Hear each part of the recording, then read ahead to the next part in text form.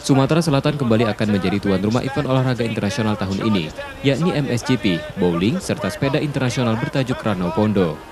MXGP di Sumsel diselenggarakan pada Juli mendatang. Rencananya sirkuit MXGP akan dibangun di perbatasan Jakabaring dan Banyuasin. Lalu tuan rumah Bowling World 2019 yang dipusatkan di venue Bowling JSC rencananya dilaksanakan pada 16 hingga 24 November 2019. Selain itu, sepeda internasional bertajuk Ranau Pondo yang akan disatukan dengan rekreasi. MXGP, insya Allah nggak berubah lagi Juli, karena sudah ditinjau kemarin. Sirkuit yang jadi dia Palembang Banyuasin, di sekitar OPI. Kita nggak menggunakan lahan Jakabaring karena itu harus dibuat dengan model tertentu. Dan luasnya untuk yang tersedia itu ada di OPI, tapi masuk sebagian ke Banyuasin, maka namanya MXGP Indonesia Palembang Banyuasin.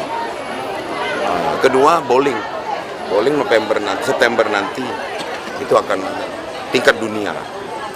Dan Ranau Pondo sepeda sama dengan Tour de Singkarak, tapi ini lebih luas lagi. Kalau Tour de itu hanya para pesertanya adalah para atlet.